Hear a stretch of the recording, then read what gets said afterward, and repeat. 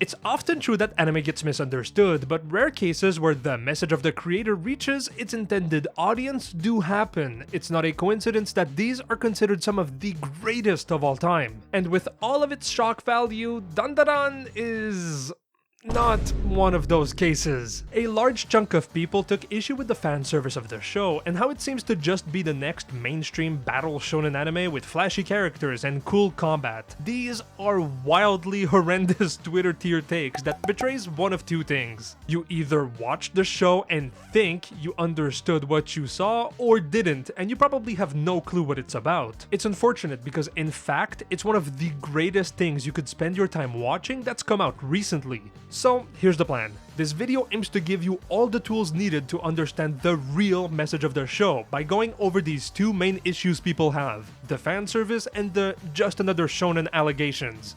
Good? Perfect. Let's get started. One of the biggest complaints I've seen towards this show is how much fan service there seems to be. Granted, there is fan service, but there's a genuinely good reason for its presence in Dandadan. To understand its purpose though, we have to talk about fan service in general so that we can make an accurate comparison. Fan service serves only one purpose: to fuel the imagination of the audience with erotic imagery. Sex sells, and God did the Japanese understand it. Shows like High School of the Dead have a legacy almost purely because of its egregious fan service, but plenty of other shows have incorporated a softer version to engage their viewers, notably Fairy Tail and even more recently Food Wars.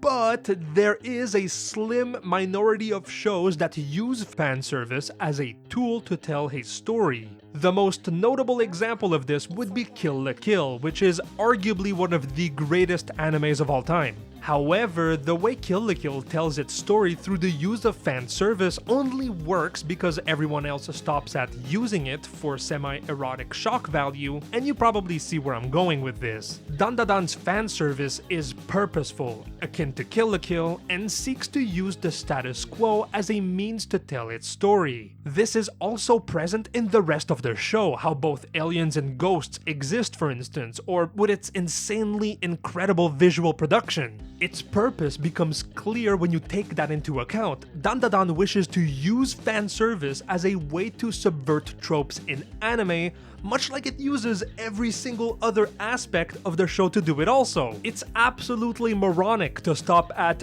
"there's titties on screen, it's disgusting," when this show is taking on one of the greatest challenges in modern anime, not making another fucking isekai, okay? Alright, whatever. Okay, so Dandadan wishes to subvert the tropes of modern Japanese animation. Why exactly, and how is this relevant to you, the viewer? To answer both these questions, we gotta talk about the history of the creator briefly. Yuki Nobutatsu is a man of great talent. He worked under the creator of Fire Punch and Chainsaw Man and the creator of Hell's Paradise. As he kept doing his assistant work for 3 years, he also tried publishing several of his own manga, failing each and every time. There's definitely a link there to explore between Okarun's backstory and the creator, but let's leave that for another video. On the brink of quitting drawing, he went to his editor at Jump and they had a meeting together. His editor thought he was so talented that he told him to simply enjoy drawing and draw what you find interesting. From then, they kept going for about 3 hours, and at the end of this process came about the plot for Dandadan. The answer to why does Dandadan want to subvert tropes lies in that story. Its creator failed time and time again doing things that were within the box, that the moment that he decided to break out of it, he faced amazing success. Now you understand that it wants to subvert tropes to succeed by standing out, and this is relevant because it leads to diffusing the second big issue people have had with this show. Plenty of shonen anime stand out every season. Jujutsu Kaisen took the world by storm with its insane characters and world building. My Hero Academia did the same a few years prior. Why is Dandadan not just another shonen? How is it special? To answer that question, we need to talk about how you can stand out. An anime can stand out in one of two ways, either through its presentation or its story. I think explaining why Dandadan stands out through its presentation is a moot point because just look at this clip. It literally looks like nothing else that is out right now. But the narrative part is a bit more tricky. There's a bunch of genres in anime, but the most common ones in shonen are adventure, action, and fighting, and believe me, Dandadan has plenty of all three. Yet, Dandadan still feels very different. Nobody would say there's a comparison to be made with Naruto, for example. The big reason is because Dandadan's main genre isn't adventure, action, or fighting. Remember, its goal is to subvert tropes. You see, Dandadan is actually a coming-of-age story, and this is where a lot of people really missed the point. You first have the characters of the show, which seem pretty in line with the tropes of the genre. Otaku nerd that turns into someone special thanks to his power. Rowdy woman figure that also serves as the comic relief of the show. Old master who helps to train the new fledglings. Something immediately seems off under closer examination, however. Okarun is not special because of his power, he's special because of his character traits. He's incredibly loyal, willing to make the best out of a bad situation, and where most characters in the same role would start to question themselves,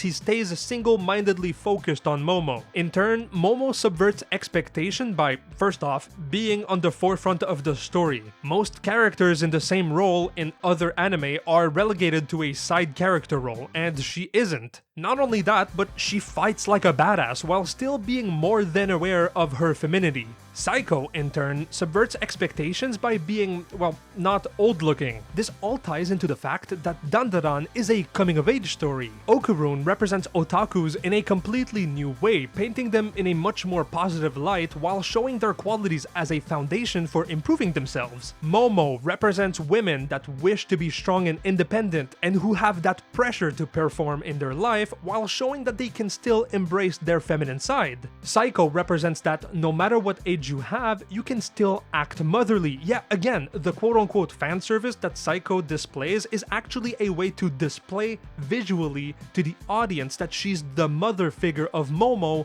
even though she's her grandma. You might think that this sounds like reaching, but wait, it goes even further than this. It means that Dandadan uses its adventure, action, and fighting as a way to tell a story about the growth of the main characters. The adventure, action, and fighting aren't the point of the show, whereas in JJK, the characters are tools for the fights.